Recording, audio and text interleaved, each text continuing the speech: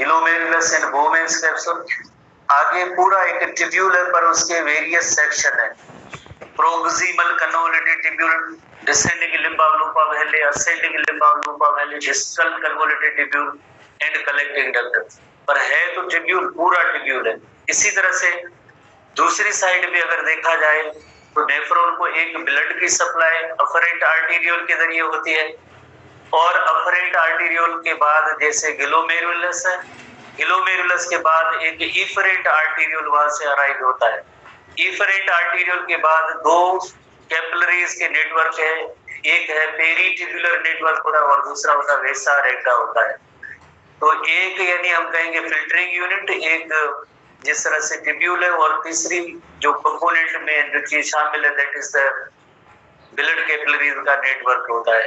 तो इस तरह से जो लाइक जैसे कंपोनेंट होते हैं, तो इस पूरे नेफ्रॉन को हम रिप्रेजेंट करते हैं कि जैसे ये ब्लड जो आ रहा है दैट इज अफरेंट आर्टीरियोल है, ग्लोमेरुलस तक आया, ग्लोमेरुलस के बाद एक कप लाइक कैविटी है जिसे हम कहते हैं बोमेन्स कैप्सूल कहते हैं।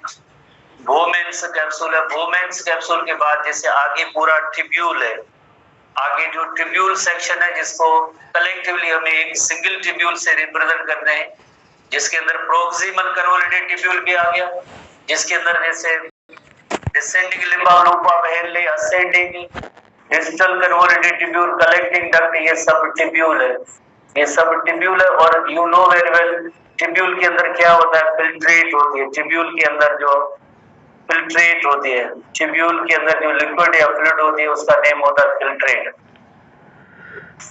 ट्यूब्यूल के अंदर जो है फिल्ट्रेट होती है। इसी तरह से दूसरे एंड पे अफरेंट आर्टीरियोल के बाद इफरेंट आर्टीरियोल, इफरेंट आर्टीरियोल के बाद कैपिलरीज के दो नेटवर्क होते हैं।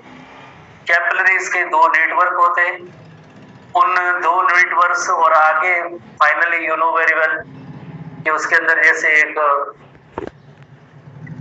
वेन अराइज होगी, जिस वेन का नेम है रीनल वेन। तो ये सब ब्लड वेसल को हम इसको रिप्रेजेंट करें कि ये ब्लड वेसल है, इसी नेफ्रॉन की ब्लड वेसल है, और इसके अंदर ब्लड वेसल के अंदर you know very well only and only blood flow करता है। तो एक ट्यूब्यूल जिसके अंदर, ट्यूब्यूल के अंदर जिस तरह से फिल्ट्रेट मौजूद है, ब्लड वेसल्स जो होती है उनके अंदर ब्लड मौजूद है। तो किडनी के जो 4 रेगुलेटरी फंक्शन है हमारे बुक के अंदर जो हेडिंग है there are 4 regulatory functions of kidney, जिसमें पहला फंक्शन होता है जिसे हम कहते हैं अल्ट्रा फिल्ट्रेशन। अल्ट्रा फिल्ट्रेशन का अमल, अल्ट्रा फिल्ट्रेशन का अमल इस पॉइंट पे होता है जिसका नेम होता है रीनल कार्पेसल मेलपीजियन बॉडी, या जिसे कहते हैं कि उसके अंदर जैसे ग्लोमेरुलस है और दूसरा बोमेन्स कैप्सूल है। Ultra filtration, ultra filtration, ultra filtration, number 1 is the ultra filtration. यानी एक ब्लड जिस तरह से प्रेशर से जो आ रहा है, तो एक वाल साहब ग्लोमेरुलस, ये भी इसके अंदर CVR4 है, और दूसरी जो वाल्स है बोमेन्स कैप्सूल की, तो दोनों के अंदर जिस तरह से फिल्ट्रेशन का अमल होता है अल्ट्रा फिल्ट्रेशन। ब्लड मुकम्मल तौर पे फिल्टर नहीं हुआ, just on the basis of smaller molecule bigger molecule. जो स्मॉलर मॉलिक्यूल होते हैं वो सब ट्यूब्यूल के अंदर जाएंगे, जो बिगर मॉलिक्यूल जो इस फिल्टर से पास नहीं हो सके थे वो इस साइड पे आएंगे। कौन से वो दो ऐसे कंपोनेंट होते हैं जैसे आरबीसी पास नहीं हो सकेंगे, ब्लड के प्रोटीन्स जो होंगे, लार्जर प्रोटीन्स होंगे, वो भी पास नहीं हो सकेंगे। इसके अलावा बाकी नेफ्रॉन के इस सेक्शन से आगे जितने भी उस ब्लड के अंदर कंपोनेंट है वो सब इसके अंदर आएंगे, चाहे उसके अंदर यूजफुल हो हार्मफुल हो, सब इसके अंदर चले जाएंगे। वाटर, छोटे छोटे अमाइनो एसिड, शुगर, साल्ट, सब इस ट्यूब्यूल के अंदर जाएंगे, जिसे हम कहते हैं फिल्ट्रेट कहेंगे।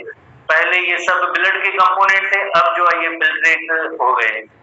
अगर इसी तरह से ये फिल्ट्रेट डायरेक्टली आगे यूरिन बन के जिस तरह से बॉडी से रिमूव हो, अगर यही सेम फिल्ट्रेट आगे यूरिन बन के रिमूव हो जाए एज इट इज, जितने भी इसमें कंपोनेंट आए तो पर्सन का जो है डेथ हो जाता है। तो इसके लिए दूसरा प्रोसेस या स्टेप कौन सा होता है? दूसरा प्रोसेस या स्टेप होता है, उसे हम कहते हैं रीएब्जॉर्प्शन। एब्जॉर्प्शन भी नहीं, रीएब्जॉर्प्शन। रीएब्जॉर्प्शन का मतलब होता है रीएब्जॉर्प्शन कि ट्यूब्यूल के अंदर जो यूजफुल सब्सटेंसेस हैं वो यूजफुल सब्सटेंसेस सब वापस ब्लड के अंदर आए, तो उस अमल को हम कहेंगे रीएब्जॉर्प्शन। इन यूजफुल सब्सटेंसेस में शुगर्स है, अमाइनो एसिड है, वाटर है, सॉल्यूट है, ये यूजफुल सब्सटेंसेस सब जो ट्यूब्यूल के फिल्ट्रेट के अंदर मौजूद है वो वापस ब्लड के अंदर आए, तो इस अमल को हम कहेंगे रीएब्जॉर्प्शन कहेंगे। Process is called reabsorption. Nephron section है, उसमें प्रोक्सिमल कन्वोल्यूटेड ट्यूब्यूल है, उस जगह पे भी रीएब्जॉर्प्शन होती है, डिसेंडिंग लिम्ब में भी होती है, असेंडिंग लिम्ब में भी होती है, देन जो है डिस्टल कन्वोल्यूटेड ट्यूब्यूल में भी होती है और कलेक्टिंग डक्ट में भी, सब जगहों पे सब पॉइंट से रीएब्जॉर्प्शन का अमल होता है। ऐसे ना हो कि जो जस्ट वन टाइम पे जो फिल्ट्रेशन हो या कि भाई सब चीजें अब यूरिन के अंदर अगर पास हो जाए तो पर्सन का डेथ हो सकता है। तो इसलिए तो ये एक मैकेनिज्म होती है जिसमें ये होता है कि ट्यूब्यूल की फिल्ट्रेट से चीजें निकल के वापस ब्लड के अंदर शामिल होती है, तो इसे हम कहते हैं रीएब्जॉर्प्शन। रीएब्जॉर्प्शन जरूरी है, अदरवाइज पर्सन का जो है जैसे नोट किया था हमने कि डेथ हो सकती है। इसी तरह से जो आखिरी जो पॉइंट होती है जिसे हम कहते हैं ट्यूब्यूलर सीक्रेशन, जो इस हवाले से काउंटर करंट एक्सचेंज को लास्ट में हम डिस्कस करेंगे। फिलहाल इधर 3 फंक्शंस को नोट कर दें। तीसरा फंक्शन है ट्यूब्यूलर सीक्रेशन भी कहते हैं, ट्यूब्यूलर सीक्रेशन। ट्यूब्यूलर सीक्रेशन का मकसद है कि ब्लड मुकम्मल तौर पे इस जगह पे फिल्टर नहीं हुआ है कि हाँ जैसे ये फिल्टरिंग यूनिट पड़ा है नेफ्रॉन का जिसमें ग्लोमेरुलस और बोवेस कैप्सूल है, ब्लड फिल्टर हो चुका है, नहीं, इस ब्लड के अंदर काफी सारे वेस्ट मौजूद है, टॉक्सिक मटेरियल मौजूद है, ड्रग्स मौजूद है, हाइड्रोजन आयंस मौजूद है, जिनको भी रिमूव करना होता है। तो ब्लड से ये चीजें वापस फिल्ट्रेट के अंदर आए तो उसे हम कहेंगे ट्यूब्यूलर सीक्रेशन कहेंगे। Tubular secretion proximal convoluted tubule and distal convoluted tubule के अंदर होती है, पीसीटी एंड डीसीटी के अंदर होती है, पीसीटी एंड डीसीटी के अंदर होगी ट्यूब्यूलर सीक्रेशन, जिसके अंदर जैसे ड्रग्स है, ये नाइट्रोजिनस वेस्ट है, नाइट्रोजिनस वेस्ट ड्रग्स, और इसी तरह से अगर इवन जैसे हाइड्रोजन आयंस हैं, इनकी रिमूवल जो होती है जो ब्लड से ट्यूब्यूल के अंदर, और देन आखिर में यूरिन बनेगा और यूरिन भले डिस्चार्ज हो जाए कोई इशू नहीं, पर जो जितने भी यूजफुल सब्सटेंसेस है वो वापस ब्लड में आए तो उसे रीअब्जॉर्प्शन कहते हैं। इसकी सेक्शन के बाद जब ट्यूब्यूलर सीक्रेशन हो जाएगी तो ये ब्लड होगा उसे हम कहेंगे filtered blood. Now this blood is called filtered blood, और ऐसा ब्लड होगा उसे हम कहेंगे फिल्टर्ड ब्लड कहेंगे। और ये फिल्टर्ड ब्लड अब किस में जाएगा? अब जाएगा रीनल वेन के जरिए, रीनल वेन, और रीनल वेन के बाद इंफीरियर वेना के बाद हार्ट की जो राइट एट्रियम है उसके अंदर जैसे ये फिल्टर्ड ब्लड दाखिल होता है। और यूरिन जो होगा, यूरिन का रास्ता आपको पता है नेफ्रॉन से देन यूरिटर, यूरिटर के बाद देन जो है यूरिनरी ब्लैडर के बाद देन यूरिन जो यूरिथ्रा के जरिए डिस्चार्ज होता है। यूरिन पहले जो ड्रॉप्स की सूरत में गिरेगा तो आपको पता है पेल्विस ऑफ द यूरिटर होता है, देन यूरिटर के बाद यूरिनरी ब्लैडर और देन यूरिथ्रा के जरिए पास आउट हो जाता है। तो ये रेगुलेटरी फंक्शंस ऑफ किडनी, 3 ये मेन रेगुलेटरी फंक्शन, और चौथा है काउंटर करंट एक्सचेंज, उसको हम आगे डिटेल में डिस्कस करेंगे। फिलहाल नंबर 1 जैसे अल्ट्रा फिल्ट्रेशन का अमल हुआ, अल्ट्रा फिल्ट्रेशन का अमल इस तरह से उसका मकसद ये है कि जो स्मॉलर सब्सटेंसेस होती है वो ट्यूब्यूल के अंदर आए, जो लार्जर है पास नहीं हो सकते वो भले ब्लड के अंदर आए, इसे हम कहते हैं अल्ट्रा फिल्ट्रेशन। उसके बाद रीअब्जॉर्प्शन का अमल हुआ, काफी सारे यूजफुल सब्सटेंसेस जिसके अंदर वाटर भी है, जिसके अंदर जैसे साल्ट्स भी है, वाटर है, साल्ट्स है, सॉल्यूट, या जिस तरह से शुगर्स हैं, अमाइनो एसिड्स हैं, ये सब जो है यूजफुल सब्सटेंसेस की कैटेगरी में आती है जो ट्यूब्यूल से वापस जैसे ब्लड के अंदर आए। 5 पॉइंट्स पे हम नोट करेंगे हर एक की जगह पे कौन कौन सी लाइक जो सब्सटेंसेस की रीअब्जॉर्प्शन होती है, 5 ऐसी पॉइंट्स होंगे जिन पे हम नोट करेंगे। तो हम दूसरी डायग्राम पे आते हैं जिसमें हम रीअब्जॉर्प्शन का जिक्र करेंगे। स्पेशली है इस टॉपिक के अंदर रीअब्जॉर्प्शन, बाकी बहुत ही सिंपल है, बाकी सब सिंपल चीजें हैं। रीअब्जॉर्प्शन जैसे यू नो वेरी वेल, ये जो नेफ्रॉन के हवाले से पहली स्ट्रक्चर जिस तरह से ग्लोमेरुलस, उसके बाहर जो कपलाई कैविटी जिसे हम कहते हैं, कपलाई की जैसे स्ट्रक्चर जिसे हम कहते हैं बोमेन्स कैप्सूल, उसके बाद जो proximal convoluted tubule, proximal convoluted tubule के बाद देन जो है लूप ऑफ हेले, एक descending limb of loop of Henle और एक ascending limb of loop of Henle. Ascending limb of loop of Henle के बाद then distal convoluted tubule, distal convoluted tubule के बाद देन फाइनली जो कलेक्टिंग डक्ट है। जैसे हमने प्रीवियस क्लास के अंदर ये सारी चीजें पढ़ी हैं और पाथ भी जैसे आपको मालूम है। अब देखिए इसके इर्द गिर्द हमने कल पढ़ा था कि एक ब्लड कैपिलरीज का नेटवर्क होता है जो proximal and distal convoluted tubule के बाहर होता है, जिसे कहते हैं पेरीट्यूब्यूलर नेटवर्क। पेरीट्यूब्यूलर नेटवर्क ऑफ कैपिलरीज होता है, पेरीट्यूब्यूलर नेटवर्क ऑफ द कैपिलरी। इसी तरह से आप चीजें एक और थोड़ी सी जहन में रखेंगे, बिकॉज अक्सर स्टूडेंट को ये नॉलेज नहीं है कि ये किस तरह से, अक्सर हमने तो काफी बार यहाँ पे रेगुलर क्लासेस में पढ़ा है, बाहर जो फ्लूइड होती है, इस फ्लूइड का भी एक नेम होता है इंटरस्टिशियल फ्लूइड। इंटरस्टिशियल फ्लूइड जिसे टिश्यू फ्लूइड भी कहते हैं, इंटरस्टिशियल फ्लूइड या टिश्यू फ्लूइड। तो जो भी चीज होगी जैसे इस ट्यूब्यूल से निकल के पहले इंटरस्टिशियल फ्लूइड में और देन जो है ब्लड के अंदर, ब्लड से कोई भी चीज पास होके इस ट्यूब्यूल में आनी है तो पहले इंटरस्टिशियल फ्लूइड और देन जो है इस ट्यूब्यूल के अंदर आएगी। तो इंटरस्टिशियल फ्लूइड या tissue fluid is the medium of exchange between blood and tissues. First year के हवाले से हमने मेनी टाइम जैसे पढ़ा है। इंटरस्टिशियल फ्लूइड एनवायरनमेंट जो होता है वो इंटरस्टिशियल फ्लूइड है। पाथ भी जिस तरह से आपने नोट किया था कि फिल्ट्रेट जब यहाँ से पास होगी तो उसका पाथ क्या है, सीरीज और सीक्वेंस के भी क्वेश्चन होते हैं। अगर आप नेफ्रॉन की स्ट्रक्चर की सीरीज और सीक्वेंस देखें, कौन कौन सी सीरीज या सीक्वेंस है, इस वक्त यकीनन आप बोर हो रहे हैं कि हमने कई बार पढ़ लिया है, पर इम्तिहान में ऐसे सवाल भी आते रहते हैं सीरीज और सीक्वेंस वाले। Proximal convoluted tubule, descending limb of loop of Henle, ascending limb of loop of Henle, distal convoluted tubule, then collecting duct है, कॉमन कलेक्टिंग डक्ट है। तो हर जगह पे जैसे रीअब्जॉर्प्शन का अमल है, हम उसको मेन टॉपिक हमारा वही है, उसको हम सीखेंगे। जिस तरह से पहला टॉपिक लाइक जो पहला पॉइंट है वो तो अल्ट्रा फिल्ट्रेशन है। अल्ट्रा फिल्ट्रेशन का अमल इसी जगह पे हो गया, किस जगह पे, जो मेलफिजियन बॉडी है या जिसे रीनल कार्पसल कहेंगे वहां पे हो गया। और इसके अंदर क्या आई है, अब जो लिक्विड या फ्लूइड आई है उसका नेम है फिल्ट्रेट। लिक्विड या फ्लूइड का नेम होता है फिल्ट्रेट। इसके अंदर जो लिक्विड या फ्लूइड है उसका नेम है फिल्ट्रेट है। अब इस फिल्ट्रेट के अंदर काफी सारी यूजफुल सब्सटेंसेस पड़ी है, यूजफुल भी पड़ी है। अगर ये यूजफुल सब्सटेंसेस वापस रीअब्जॉर्ब ना होते तो दूसरे एंड पे क्या मौजूद है, दूसरे एंड पे जो है लाइक कलेक्टिंग डक्ट है, नेफ्रॉन है, सब पास हो जाएंगे। तो उसके लिए जरूरी क्या है कि इस फिल्ट्रेट के अंदर जितनी भी यूजफुल चीजें हैं वो वापस ब्लड के अंदर शामिल हो। तो जैसे हमारे बुक के अंदर वेरी क्लियर है कि जो मैक्सिमम जिस तरह से रीअब्जॉर्प्शन का अमल होता है वो पीसीटी के अंदर होता है, प्रोक्सिमल कन्वोल्यूटेड ट्यूब्यूल। ठीक है, पहली हेडिंग के अंदर रीअब्जॉर्प्शन के अंदर आप देखेंगे प्रोक्सिमल कन्वोल्यूटेड ट्यूब्यूल, उसके अंदर water, solute, amino acid, sugar से सब की जो रीअब्जॉर्ब दिख सकता कितना मुंडा छा दो इससे यार, तो सब याद पढ़ ही दो यार, याद सब याद है, याद सब याद है, याद रिकॉर्डर लगोगे किसे याद जो हो दोस्त बैठो कैमरा आयो तो घना ही गल फिजिकल में दाखला करके फिजिकल होगा फिजिकल में बैठा ही पर वो किथा होनो जलील करे बुछड़ा करे फिजिकल में दाखला।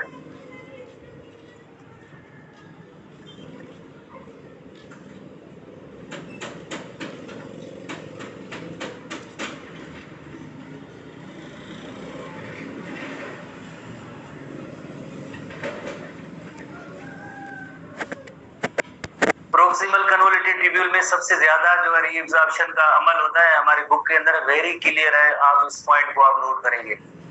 प्रोक्सिमल कन्वोल्यूटेड ट्यूब्यूल में सबसे ज्यादा रीअब्जॉर्प्शन वाटर, सॉल्यूट, शुगर्स की रीअब्जॉर्प्शन होगी।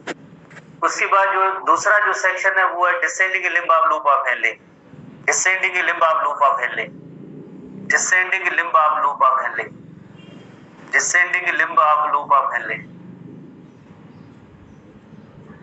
Descending limb of loop of Henle के अंदर वाटर की रीअब्जॉर्प्शन होगी, ओनली वाटर की रीअब्जॉर्प्शन होगी।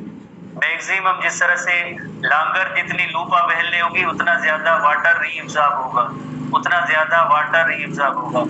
जितनी लॉन्गर लूप ऑफ हेनले होगी उतना ज्यादा वाटर रीअब्जॉर्ब होगा। उसके बाद जो ascending limb of loop of Henle, descending के बाद ascending limb of loop of Henley है, इसे हम कहते हैं ascending limb of loop of Henley. Ascending limb of loop of Henle के अंदर ascending limb of loop of Henley, इसके अंदर सोडियम एंड क्लोराइड आयंस की जो रीअब्जॉर्प्शन होगी, sodium and chloride ion, sodium and chloride ions की reabsorption होगी, sodium and chloride ions की रीअब्जॉर्प्शन होगी। सॉल्यूट की रीअब्जॉर्प्शन होती है, यहाँ पे वाटर की रीअब्जॉर्प्शन नहीं होगी, नो वाटर, वाटर की रीअब्जॉर्प्शन नहीं, ओनली सॉल्यूट की रीअब्जॉर्प्शन होगी सोडियम एंड क्लोराइड आयंस की। उसके बाद जो नेक्स्ट जो सेक्शन है, तीसरा सेक्शन है जिसे हम कहेंगे distal convoluted tubule. Distal convoluted tubule जो है, डिस्टल कन्वोल्यूटेड ट्यूब्यूल, इसमें भी रीअब्जॉर्प्शन होती है। Concentration of various salts, concentration of various salts is adjusted under the influence of hormones, hormones के इन्फ्लुएंस में वेरियस साल्ट्स की जैसे रीअब्जॉर्प्शन का अमल होगा। उसके बाद कलेक्टिंग डक्ट है, कलेक्टिंग डक्ट में वाटर भी रीअब्जॉर्ब होता है। कैसे वाटर रीअब्जॉर्ब होता है? वाटर रीअब्जॉर्प्शन होने का एक तरीका है under the influence of ADH hormone.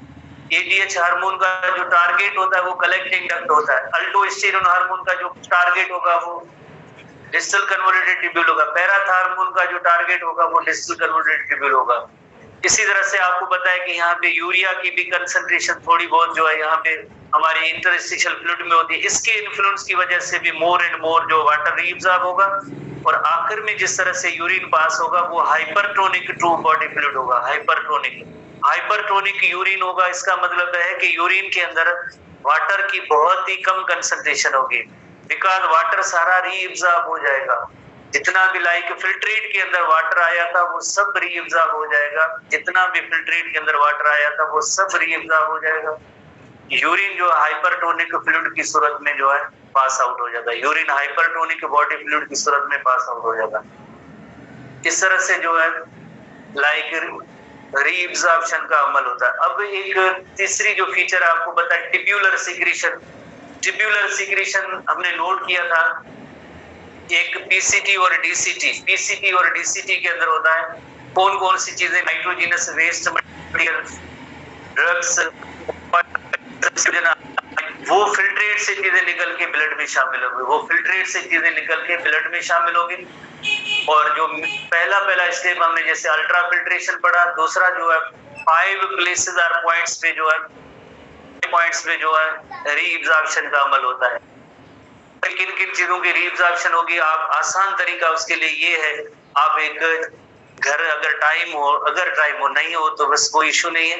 Reabsorption की आप हेडिंग देना, रीअब्जॉर्प्शन की हेडिंग देना। तो नंबर 1 जैसे पीसीटी के अंदर किन चीजों की रीअब्जॉर्प्शन हुई है, descending limb of loop of Henley में किन चीजों की रीअब्जॉर्प्शन हुई है, ascending limb of loop of Henle के अंदर किन चीजों की रीअब्जॉर्प्शन हुई है, डिस्टल कन्वोल्यूटेड ट्यूब्यूल के अंदर किन चीजों की रीअब्जॉर्प्शन हुई है, और इसी तरह से कलेक्टिंग डक्ट के अंदर किन चीजों की रीअब्जॉर्प्शन हुई है। तो आसानी से आप पूरे इस मेन क्वेश्चन को इस तरह से आप याद कर सकते हैं। तरीका है, बाकी वैसे तो आपको याद है, वेरी इंटेलिजेंट आप स्टूडेंट हैं, सब फिंगर टिप्स से याद होंगे, काफी बार हमने पढ़ा है इस वजह से। तो यहाँ भी एक और फिनोमेना थोड़ा सा सीखेंगे कि अल्ट्रा फिल्ट्रेशन का अमल क्यों होता है। अल्ट्रा फिल्ट्रेशन का अमल जिस तरह से 2 फैक्टर्स होते हैं जिसकी वजह से अल्ट्रा फिल्ट्रेशन का अमल यहाँ पे हुआ है। 2 फैक्टर कौन से? जैसे एक फैक्टर है कि जैसे ये जो ब्लड वेसल्स है इनके डायमीटर में डिफरेंस है। दूसरा फैक्टर ये होता है कि इसमें जो सीव और फिल्टर लगे हुए हैं तो फिल्ट्रेशन का अमल हुआ है, ये पोर लगे हुए हैं। डायमीटर के हवाले से जो अफरेंट आर्टेरियल होता है उसका डायमीटर बड़ा, इफरेंट का जो डायमीटर स्मॉलर होता है। अफरेंट आर्टेरियल का डायमीटर बड़ा होता है, इफरेंट का स्मॉल होता है, बिकॉज अगर यहाँ पे इससे भी बड़ा होता तो यहाँ पे प्रेशर क्रिएट ना होता। इससे छोटा डायमीटर है तो यहाँ पे एक हाइड्रोस्टेटिक प्रेशर क्रिएट होगा जिसकी फोर्स की वजह से जैसे यहाँ पे अल्ट्रा फिल्ट्रेशन का अमल होगा। इस प्रेशर के नतीजे में जो है अल्ट्रा फिल्ट्रेशन का अमल होगा। और जिस तरह से अगर डायमीटर बड़ा होता तो ये इतना ज्यादा यहाँ पे हाइड्रोस्टैटिक प्रेशर जनरेट होता।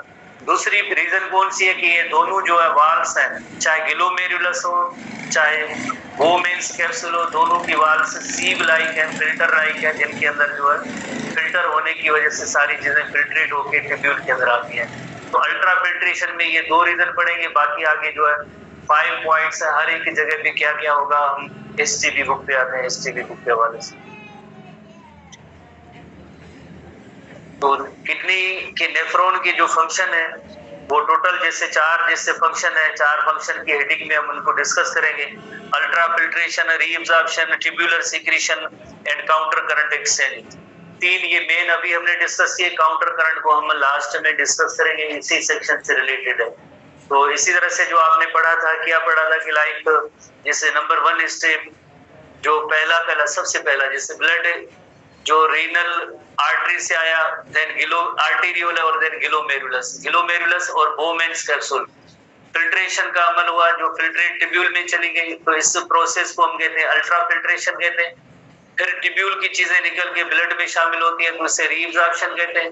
ब्लड की चीजें निकल के वापस इस तरह से ट्यूब्यूल के अंदर आती है तो हम इसे कहते हैं ट्यूब्यूलर सीक्रेशन। किन किन जगहों पे जस्ट सीक्रेशन भी लिखा होता है, किन किन जगहों पे जस्ट ओनली सीक्रेशन लिखा होता है। तो पहला स्टेप है जिसे हम अल्ट्रा फिल्ट्रेशन कहते हैं। अल्ट्रा फिल्ट्रेशन का अमल जो फर्स्ट स्टेज है नॉन सेलेक्टिव इन नेचर है। नॉन सेलेक्टिव इन नेचर का मतलब होता है कि जैसे ऐसे नहीं है कि जो यूजफुल सब्सटेंस सब ब्लड में जाए और हार्मफुल सब्सटेंस सब फिल्ट्रेट में जाए, ऐसे नहीं है। पर जो साइज की बुनियाद पे जैसे छोटे छोटे मॉलिक्यूल होते हैं, चाहे उसके अंदर यूजफुल हो या हार्मफुल हो, वो फिल्ट्रेट में जा सकते हैं। ब्लड के अंदर भी जैसे जो बड़ी चीजें थी वो फिल्ट्रेट में पास नहीं हो सकी थी, वो ब्लड में आई। तो यानी ये non selective in nature ultra filtration. Ultra filtration की मीनिंग होती है जो मॉलिक्यूलर लेवल पे जो फिल्ट्रेशन का अमल होता है, छोटे छोटे मॉलिक्यूल, हार्मफुल यूजफुल की बात नहीं हो रही है, just on the basis of जैसे साइज की बुनियाद पे। Blood occurs when passing through the glomerulus end of the Malpighian body. और you know very well Malpighian body के अंदर 2 कंपोनेंट होते हैं। प्रीवियस क्लास के अंदर हमने पढ़ा था, एक ग्लोमेरुलस है और दूसरा है Bowman's capsule. Collectively it is called the Malpighian body. एक और भी टर्म है रीनल कार्पस भी कहते हैं, also called the renal corpus, इसे रीनल कार्पस भी कहते हैं। तो इस अल्ट्रा फिल्ट्रेशन के हवाले से कितने जो ये रीजन है जिसकी वजह से अल्ट्रा फिल्ट्रेशन का अमल हुआ है, 2 फैक्टर्स रिस्पांसिबल है। 1 फैक्टर है कि दोनों की वाल्स चाहे ग्लोमेरुलस है या बोमेन्स कैप्सूल है उनमें सीव या फिल्टर है। नंबर 2 प्रेशर जनरेट हुआ। क्यों प्रेशर जनरेट हुआ है? इनकमिंग आर्टेरियोल है जिसका नेम है अफरेंट आर्टेरियोल, उसका डायमीटर बड़ा, इफरेंट आर्टेरियोल है उसका डायमीटर छोटा, तो उनका हाइड्रोस्टैटिक प्रेशर जनरेट हुआ जिसकी वजह से अल्ट्रा फिल्ट्रेशन का अमल हुआ।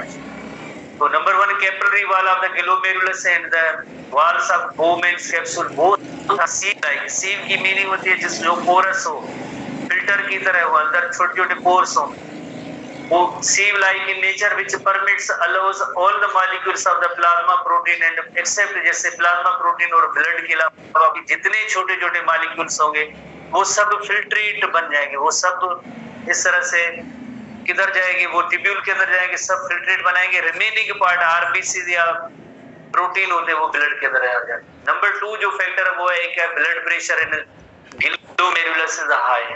Why? Because diameter of afferent arteriole बड़ा है और इफरेंट आर्टेरियोल का डायमीटर छोटा है, तो दोनों स्ट्रक्चर के अंदर एक ब्लड प्रेशर जो है ज्यादा जनरेट होगा। हाइड्रोस्टैटिक इस प्रेशर की वजह से अल्ट्रा फिल्ट्रेशन का अमल होता है। दस hydrostatic pressure generated which forces the similar molecules of blood from glomerulus into Bowman's capsule और देन फिल्ट्रेट के अंदर आ जाएंगे।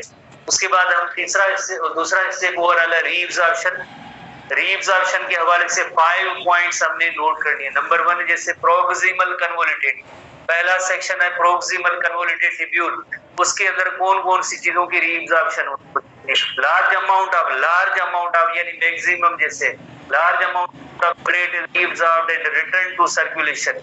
जैसे वेरी क्लियर है, जैसे हमने पढ़ा है रीअब्जॉर्प्शन का मकसद ही यही होता है फिल्ट्रेट से चीजें निकल के ब्लड में शामिल हो, तो उस अमल को हम रीअब्जॉर्प्शन कहते हैं। कौन कौन सी चीजें? Glucose, amino acid, water, salts reabsorb होके, रीअब्सॉर्ब का मतलब एब्सॉर्ब नहीं, रीअब्सॉर्ब, एब्सॉर्प्शन लफ्ज यहाँ पे सही नहीं होगा। रीएब्जॉर्प्शन जो क्या करता है, रीएब्जॉर्प्शन प्रोसेस के जरिए फिल्ट्रेट से चीजें निकल के ब्लड में शामिल होती है। तो पहले स्टेप पे जैसे प्रोक्सिमल कन्वोल्यूटेड ट्यूब्यूल में मैक्सिमम रीएब्जॉर्प्शन इन चीजों की होती है। दूसरा step descending limb of loop of Henle, descending limb of loop of Henle, descending limb of loop of Henle के अंदर आपको पता है ओनली एंड ओनली वाटर की, it is permeable to water. हमारे बुक के अंदर जैसे permeable to water and sodium references, बाकी मोस्टली जो बुक है उसके अंदर सोडियम नहीं लिखा हुआ, ओनली एंड ओनली वाटर लिखा हुआ है। चंद एक बड़े से बुक है जिसके अंदर little bit amount of sodium is also reabsorb, किसी भी बुक के साथ ही चलेंगे।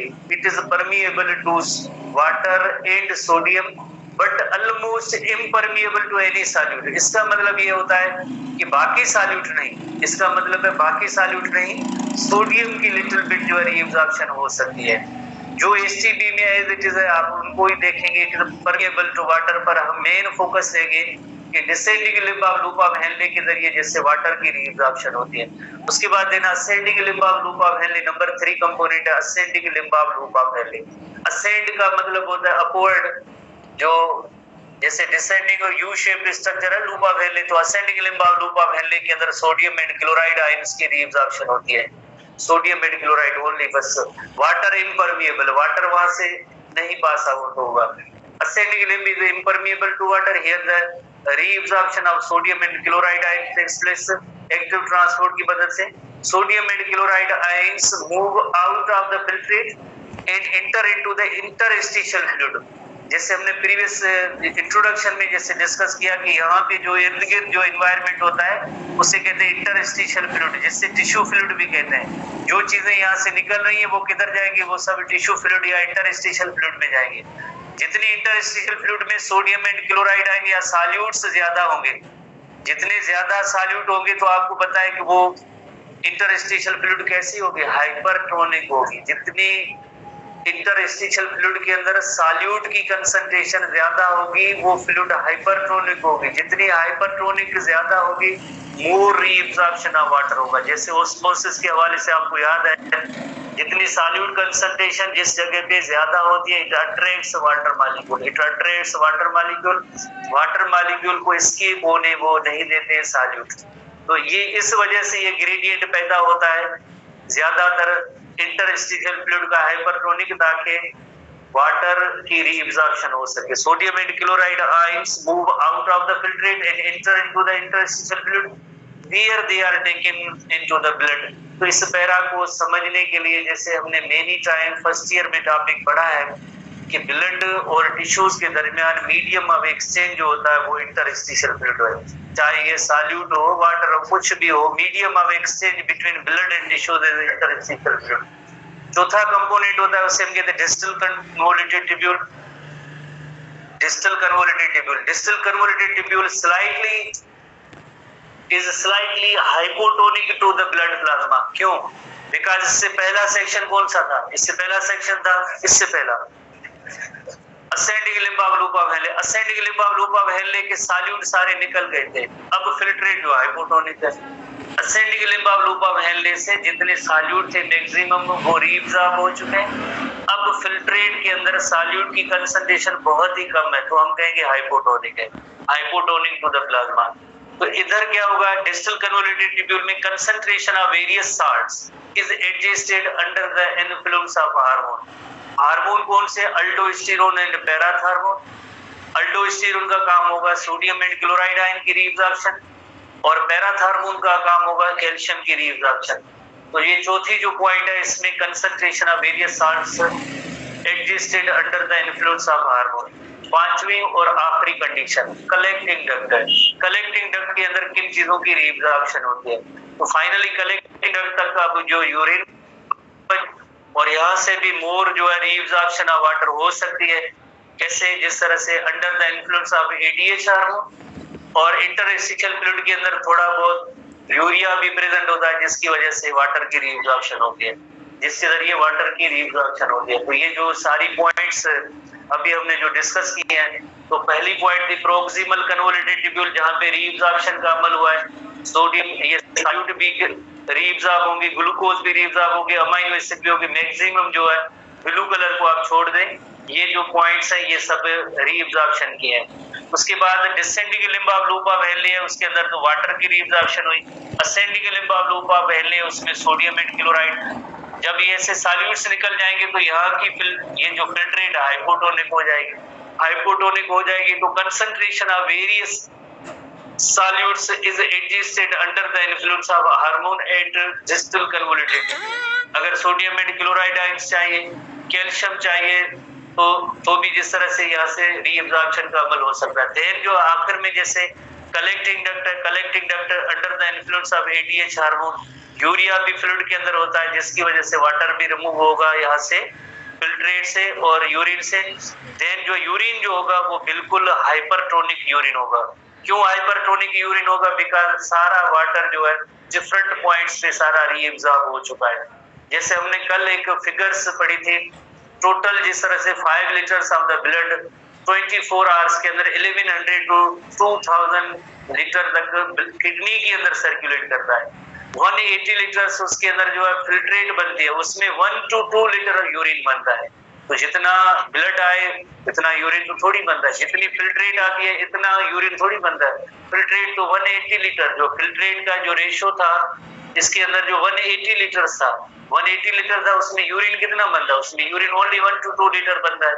इसका मतलब है बाकी जो सारा वाटर जो है वो रीअब्जॉर्ब हो गया, रीअब्जॉर्प्शन ऑफ वाटर हो गई। इसी तरह से जो है एक जैसे ट्यूबुलर सीक्रेशन हमने पढ़ा, tubular secretion proximal convoluted tubule and distal convoluted tubule. ये जैसे ब्लू एरोस है, ये प्रोक्सिमल कन्वोल्यूटेड ट्यूब्यूल और डिस्टल कन्वोल्यूटेड ट्यूब्यूल में पॉइजन्स है, ड्रग्स है या नाइट्रोजनस वेस्ट है, हाइड्रोजन आयंस है, ब्लड से निकल के इधर फिल्ट्रेट में आते हैं, तो इसे हम कहते हैं tubular secretion. Process is called the tubular secretion. Only 2 points, कौन सी 2 पॉइंट्स? एक प्रोक्सिमल कन्वोल्यूटेड ट्यूब्यूल और दूसरा है डिस्टल कन्वोल्यूटेड ट्यूब्यूल। इन दोनों जगहों पे जैसे ट्यूबुलर सीक्रेशन का अमल होता है दोनों पॉइंट्स पे। तो इस तरह से जो चौथा और आखिरी टॉपिक होगा हम इसको कल डिस्कस करेंगे, काउंटर करंट एक्सचेंज।